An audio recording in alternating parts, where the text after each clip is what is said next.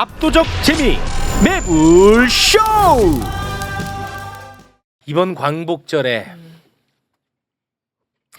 김형석이 때문에 정말 기분 다 상했거든요. 맞아요. 네. 독립기념관장에는 가장 어울리지 않는 김형석이가 이번에도 망언을 해서 굉장히 국민을 분노케 하고 있습니다. 네. 이 부분 그냥 진실로 두들겨 패도록 하겠습니다. 지금 함께 하시죠. 김형석이 너 뭐야? 자, 함께 이야기 나누실 두 분 모셨습니다. 박광일 선생님 박수로 맞이합니다. 안녕하세요, 박광일입니다. 네, 안녕하세요. 고맙습니다. 자, 그리고 오윤혜 열사님 박수로 맞이합니다. 네, 반갑습니다. 저에게 역사 지식은 통장 잔고 같아요. 네? 채워진 적도 없는데 채워지지도 않아. 역사는 아무리 들어도 좀 잊혀집니다. 네, 채워지지 그렇기 않아서. 때문에 네. 뭐 광복절 관련한 역사 지식은 1년에 한 번 하면 돼요. 아, 그죠? 예. 1년에 한 번이면 되죠. 대신에 오윤혜 씨는 이상한 지식이 들어가 있지는 않잖아. 그치, 난 너무 깨끗하지. 그럼 그거 네. 훌륭한 겁니다. 오늘 또 다 흡수합니다. 오늘 또 흡수합니다. 네. 자, 김형석이 때 화 많이 나 있는데 관련해서 우리 선생님 네. 짧게 좀 아니, 시작도 전부터 죄송합니다. 네, 왜 그래요? 시간이 네. 조금. 네. 본인이 좀 짧게 하세요. 죄송합니다. 네.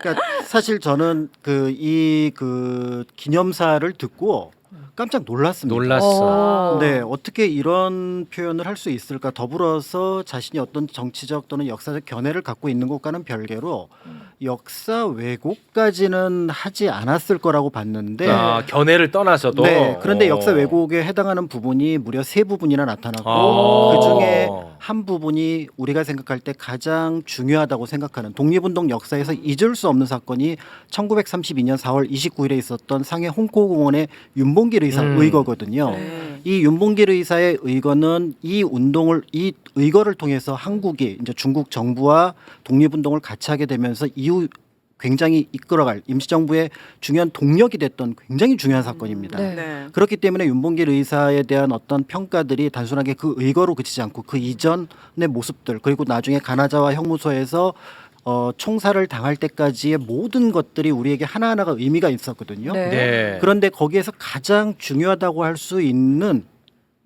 유언 부분을 왜곡을 한 거예요. 외고 자, 그러면 모르시는 분들 계시니까 그렇죠. 발언을 이제 하나하나 좀 보고 갈게요. 네. 자, 김형석 독립기념관장.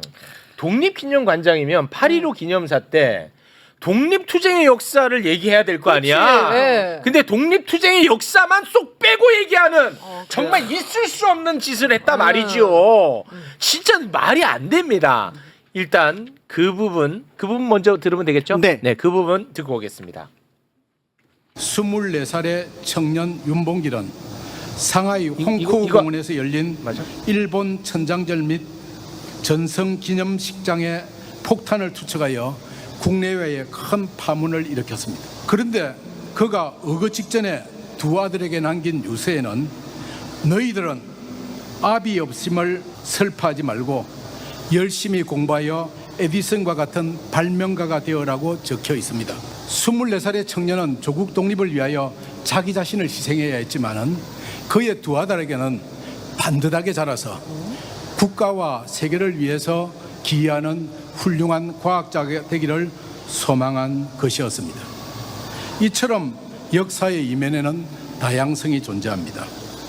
예, 뒷부분이 먼저 나왔네요. 네. 뒷부분이 먼저 근데 나왔습니다. 네. 제가 이 말을 듣고 어. 제가 처음에 제가 알고 있는 지식과 달라서 다시 그 예전에 윤봉길 의사의 유언을 찾아봤어요. 네. 네. 저는 이제 상해 홍코공원도 여러 번 갔었고 그다음에 이제 그 예산에 있는 그다음에 이제 양재동에 있는 매헌 기념관에도 자주 갔었는데 네.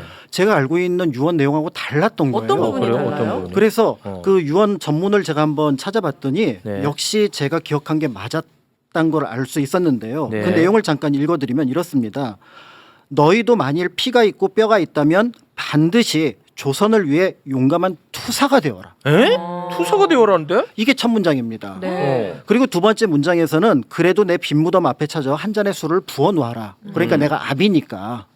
그리고 다음에 들어가는 문장이 그래도 너희들 내가 아비가 나라 독립운동을 하기 위해서 했으니까 그거 슬퍼하지 마라라고 얘기하면서 그러면서 너희들에겐 누가 있느냐면은 훌륭한 어머니가 계시다. 네. 그 얘기를 하면서 이 어머니가 예전에 동아시아 그러니까 동서양을 막론하고 굉장히 유명한 위인들을 길러냈다. 그래서 맹자, 나폴레옹, 에디슨이 다 엄마가 길러낸 위인들이다. 그러니까 너희들도 아빠가 없다고 슬퍼하지 말고 투사가 되고 한 잔에 술을 부어 놓지만 또 한편으로 너의 어미를 믿고 잘 자라라 이 뜻이에요. 그러니까 과학자가 되란 뜻이 아닙니다. 그리고 열심히 공부하란 말도 없고. 아예 이거는 문장에도 없는 내용이에요. 어. 그러니까 우리가 알고 있는 그 윤봉길 의사가 아들들에게 했던 얘기는 첫 번째 문장 너희들도 조선을 위해 용감한 투사가 되어라가 원칙입니다. 근데 그 투사가 될 때 투사로서만 잘할 수는 없잖아요. 훌륭한 네. 사람으로서 사상가가 되어야 되고 혁명가가 되어야 되고 또 과학적인 지식을 가지고 있어야 투사가 될 수 있거든요. 네. 그런데 그런 것들을 모두 생략한 채 과학자가 되라. 야. 그것도 훌륭히 열심히 공부해서 열심히 공부해서는 아예 전체 문장에도 없어요. 그리고 야. 반듯하게 자라서 저는 이 말이 진짜 거슬렸거든요. 그럼 그렇죠. 본인이 독립운동한 거는 비뚤어진 그렇지. 거예요? 뭐예요? 맞아. 맞습니다. 야, 잘 아, 짚었어. 진짜 웃긴 그러니까 사람이네, 김영삼 이게 이제 씨. 역사에서 기본적으로 연구자가 해야 될 가장 기본적인 소양이 뭐냐면 어떻게 보면은 역사의 일부분을 채택을 할 때 전체 맥락 속에서 굉장히 조심스럽게 채택을 그렇겠죠. 하거든요. 네. 그리고 거기에 말을 덧붙일 때는 그것이 본뜻에 어긋나지 않아야 되는데 그렇죠. 이거는 완전히 왜곡을 이건 했기 완전한 때문에 왜곡이야. 이거는 역사 연구자로서 굉장히 비판받아야 되고 사실은 자격이 없는 아. 그런 그럼 이게 어떤 김영석 씨의 비뚤어진 역사 인식이야 아니면 거대한 왜곡 세력이 주장하는 부분이에요? 이제 그게 그게- 이제 뉴라이트 세력으로 그렇죠. 이제 있는. 뒤에 있는 내용들을 염두에 두고 여기서 이제 핵심이 또 하나가 뭐냐면은 아까 이제 화면에도 빨간 글씨로 나왔습니다만은 역사의 이면에는 다양성이 존재합니다. 그러니까 독립운동 이렇게 다양하게 보자. 윤봉길 의사도 이렇게 다양하게 보지 않았느냐 이렇게 얘기를 하지만 윤봉길 의사는 결코 그런 적이 없었거든요. 네. 그분은 단 하나의 뜻으로 우리는 독립만 나갔고 독립운동가들 열이면 열 만약에 제가 인터뷰를 할 수 있어서 그분들에게 여쭤본다면 이 독립운동을 왜 하십니까? 성공하신다고 보십니까? 그러면은 성공할 가능성이 적겠지요. 네. 그런데 왜 하십니까? 이게 옳은 길이잖아요. 이래서 하셨거든요. 네. 그래. 그러니까 역사의 독립운동을 바라볼 때 그 다양성이라고 하는 것들은 다양한 방면, 예를 들어 뭐 의열투쟁도 하고 외교투쟁도 하고 때에 따라서는 여러 가지 뭐 정치적인 투쟁도 하고 이런 것들의 다양성은 존재할지 모르지만 독립운동의 가치를 마치 자신의 아들의 교육을 위해서 하는 것처럼 왜곡하는 것. 그리고 이걸 통해서 이제 윤봉길 의사의 독립투쟁의 의지나 어떤 뜻을 한 마이너스 1000%로 깎아낸 겁니다. 네. 그렇네요. 네, 그런 면에서 볼 때 나의 뜻을 너희들도 같이 따라갔으면 좋겠다라는 뜻을 했는데 나는 이렇게 가지만 너희는 다른 길 가라. 열심히 공부해서 이 얘기가 발명가들. 뭐냐면 우리 독립운동가들 그렇게 너무 좋아하기는 하는데 아, 무식한 짓이었어. 그런데 우리는 이제 그렇게 가지 말자 이 얘기를 그렇습니다. 굉장히 어떻게 보면 교묘하게. 교묘하게 만들어낸 진짜. 거라고 볼 수밖에 네. 없습니다. 그러니까 이 김영석 얘는 그 광복의 의미를 다양한 관점으로 보자라고 말을 하면서 네. 본인은 한 관점으로 보기를 바라고 있습니다. 그렇죠. 다시 말해 독립투쟁의 역사는 빼기를 바라고 있어. 관련한 발언 잠깐 그렇죠. 그 논란에 네. 지금 언론에서 제일 많이 논란이 되고 있는 그 발언이 있는데요. 네. 그 부분도 보고 오겠습니다. 우리나라의 광복을 세계사적인 관점에서 보면 제2차 세계대전에서 연합국의 승리로 얻은 저봐. 선물입니다.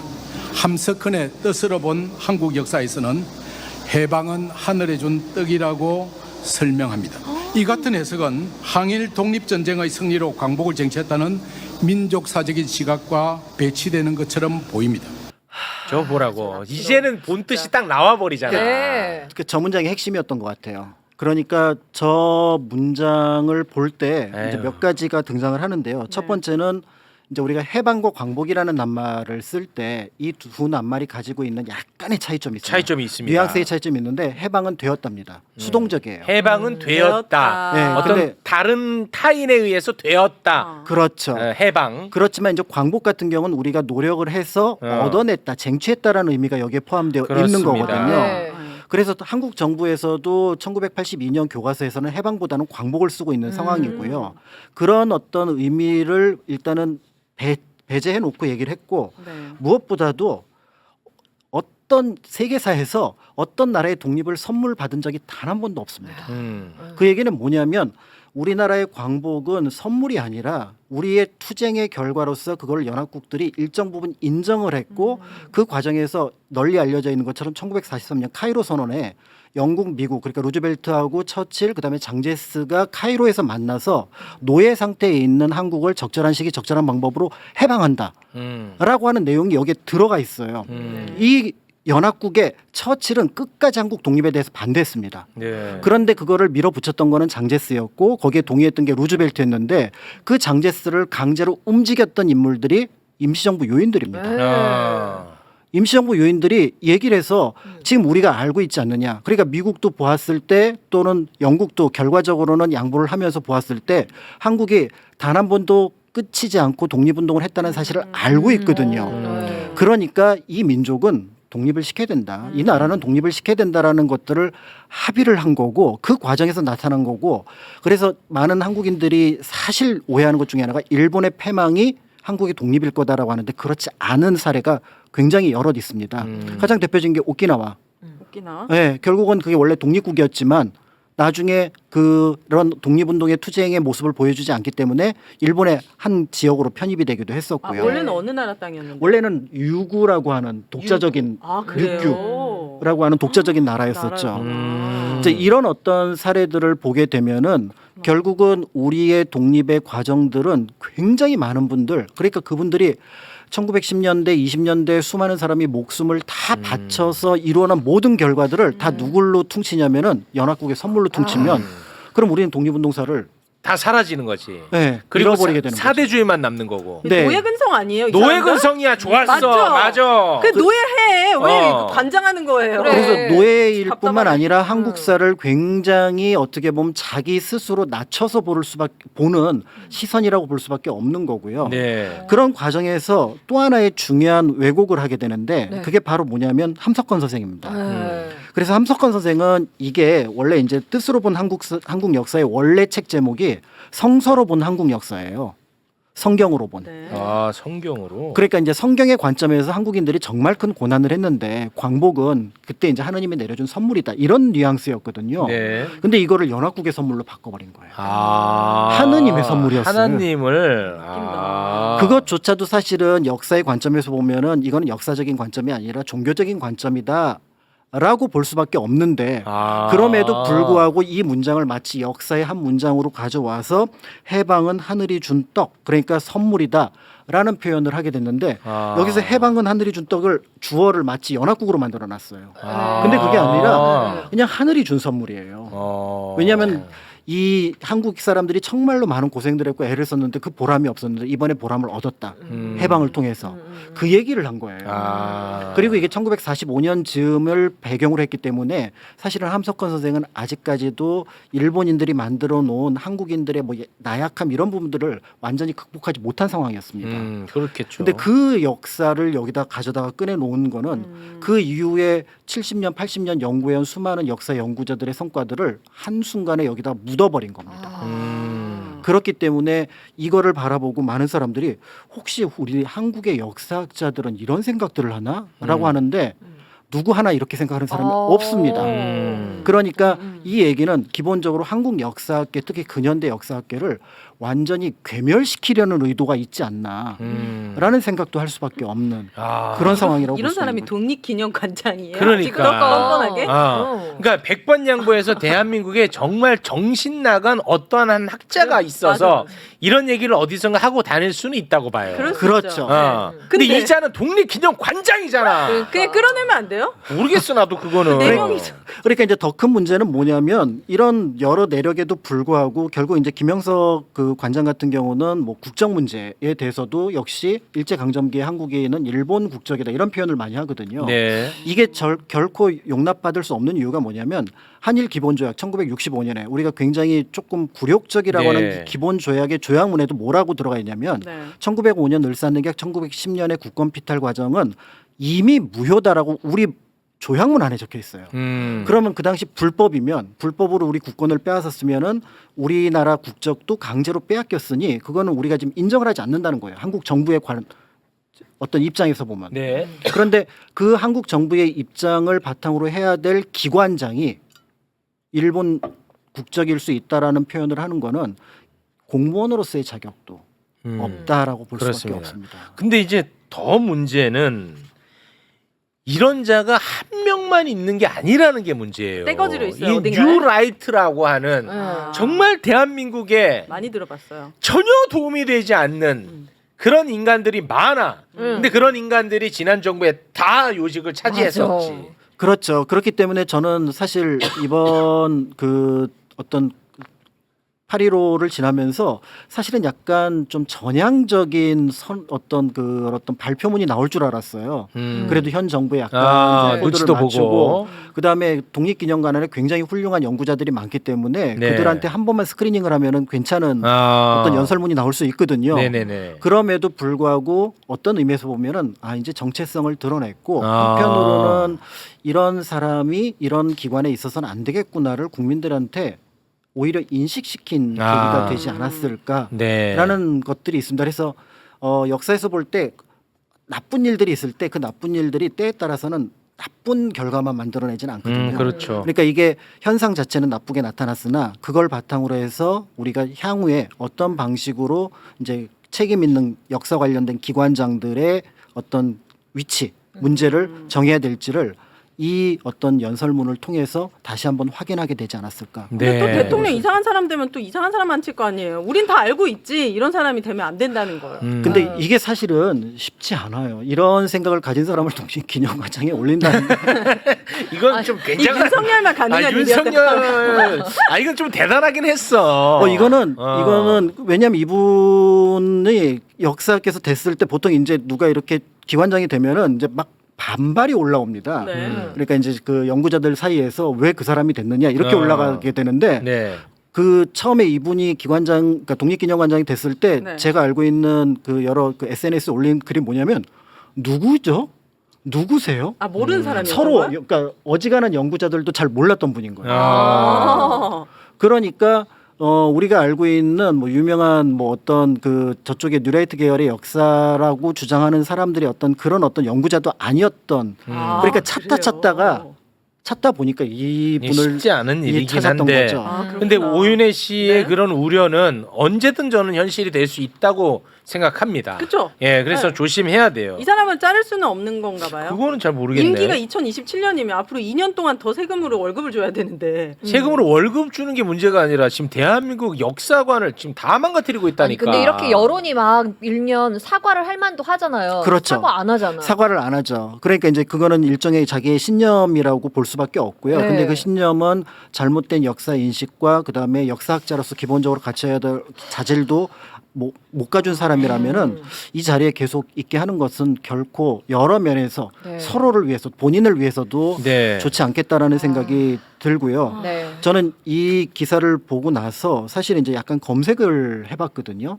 그랬더니 연구자들은 아니나 다를까 말도 안 된다. 그래서 여러 자료들을 가지고 와서 얘기를 했습니다. 네. 근데 일반인들은 이게 맞는 거 아닌가? 혼란스러워. 좀 이렇게 혼란스러워. 그런 그러니까 게 역사는 좀 다양하게 예를 들어 뭐 양국만 계속 했던 어떤 애들은 이런 것도 믿을 수 있어요. 그렇죠. 그러니까 예. 역사는 다양하게 보는 거 아닌가, 해석의 관점이 아닌가 이렇게 얘기를 해요. 근데 이 해석의 관점은 뭐냐면 사실을 명확하게 확인하고 그 사실에 대한 해석인 거예요. 그렇죠. 그러니까 예를 들어서 세종대왕이 한글을 창제한 거는 사실이잖아요. 사실이에요. 네. 근데 그건 해석의 여지가 아니에요. 그쵸. 그런데 세종대왕이 한글을 창제했다는 걸 우리는 한번 다시 새롭게 다양한 시각으로 해석해 볼까? 이 얘기랑 똑같은 거예요. 맞아. 그러니까 한글이 우리 역사에 어떤 영향을 끼쳤는지는 해석의 여지지만 한글 창제 자체는 사실의 영역인데 당연하죠. 독립운동의 사실의 영역을 해석의 영역으로 희석화해서 일반인들에게 독립운동사나 근대 역사를 또 우리 광복의 의미를 뭔가 망가뜨리고 있구나라는 점에서 이 부분은 굉장히 위험하구나. 네. 라는 생각이 들어서 빠른 조처가 필요하다라는 알겠습니다. 생각을 하게 네. 되는 거죠. 그 여러분 좀 양궁 뭐요? 비하 아닙니다. 최근에 이슈가 있었습니다. 맞아, 맞습니다. 양궁 국가대표. 네. 이 역사 왜곡의 대표적인 예시 같은 거네요. 역사 왜곡이 되게 강력한 말로 되는 게 아니라 되게 부드럽고 그렇지, 열려 있고 교묘하게. 합리적이야. 그렇지. 이렇게 그렇습니다. 다가오는구나. 맞아요. 그래서 역사 어. 왜곡을 할 때 굉장히 그러니까. 조금 조심스러운 부분들이 뭐냐면 막 경제 문제를 끌고 와요. 근데 음. 경제 문제와 독립운동은 서로 이게 같은 선상에 있는 문제가 아닙니다. 그렇습니다. 그러니까 독립운동은 독립운동사로 보고 경제 문제는 경제 문제로 보는데 경제 문제를 가지고 독립운동을 왜곡시켜 버리는 그렇지. 이게 뉴라이트에서 일반적으로 쓰는 방식이거든요. 그렇구나. 그러니까 잘못된 비교점을 가지고 비교함으로써 사람들의 시선을 흐트러 놓는 것. 그렇지. 여기에서 빠져나가는 건데 기본적으로 이런 것들이 잘 되어 있었습니다마는 지난 몇 년 사이에 다 이게 무너졌죠. 아. 오염되고 왜곡되고 다 무너졌어. 그다음에 또 때에 따라서는 이제 거기를 믿는 사람들도 그럴 네. 것 같아요. 생겨나게 되는 그런 문제점들이 나타납니다. 아, 다 무너졌어. 이게 제대로 무장되지 않으면 이런 사람들한테 다 뚫려요. 그래서 이게 뉴라이트라는 표현이 너무 내용에 비해서 이 부드럽다. 단어가 너무 아. 좋아. 사실은 매국 사관이거든요. 그렇죠. 매국 사관. 네. 그러니까 만약에 이 김영석 관장의 말대로라면은 향후에 우리가 어떤 일을 당했을 때 또 독립운동을 해야 되느냐라고 물어본다면 우린 독립운동을 할 필요가 없어요. 그렇지. 그럼 무식한 행동이지. 왜냐하면 강대국이 우리한테 선물을 줄 때까지 기다려야 되고요. 네. 그러면은 한국보다 강한 그러니까 선물을 줄 수 있는 나라가 현재 전 세계 3나라가 있습니다. 미국, 중국, 러시아. 그럼 우리는 이들의 눈치만 봐야 된다는 얘기거든요. 그렇지. 그러니까 이 얘기 자체가 가지고 있는 미래 세대를 향한 어떤 공동체에 대한 의무, 권리 이런 것들도 완전히 무너뜨리는 네. 아주 나쁜 거라는 걸 볼 수가 있는 거죠. 그렇습니다. 네. 아, 이 뉴라이트 이거 이름을 이거 다시 해야 바꿔요, 돼. 바꿔. 그거 이동관이가 네이밍했나요? 뉴라이트. 자신들이 아마 그때 그렇게 표명을 했던 걸로 알고 있습니다. 그럼 우린 다르게 부르면 그래. 되는 그러니까 거예요. 매국 사관. 매국 사관. 어. 매국 사관. 네. 매국 계열. 매국 계열. 아 좀 더 어. 강력한 아, 더 걸로. 좋았으면 좋겠어요. 마음에 안 드네. 아, 마음에 안 들어요. 아 김영석 이 탐탁지 정도면은 진짜 작곡가 김영석 씨가 나서야 되는 거 아니에요? 동명이인으로서 명예훼손 엄청 시켜. 작곡가님은 완전 국위성량하는데 아, 그래? 나 같으면 가만 안 아, 둬. 그렇습니까? 네. 김영석 씨 나서 주세요. 네, 나눠주세요. 진짜 이거 명예훼손 지금 실추야. 피아노 칠 때 아닙니다, 김영석 씨. 김영석 씨 나서 주시기 바라겠습니다. 네, 맞습니다. 고맙습니다. 네. 자, 그럼 오늘은 사실은 그 홍범도 장군 이야기를 길게 좀 대본이 시간으로 30장인데요, 앵커님. 예, 마련을 했는데 세장 했네요. 아, 저희가 또 바로 지금 국정원 이슈가 이게 중요한 것들이 많습니다. 이거보다 네. 더 중요하다는 거죠? 아니 뭐 아니 그 역사 왜곡보다. 우위는 없어요. 네, 우위는 없죠. 둘 다 중요합니다. 네. 알겠습니다. 함께해 주신 두 분과는 여기서 인사를 나누겠습니다. 두 분 대단히 고맙습니다. 감사합니다.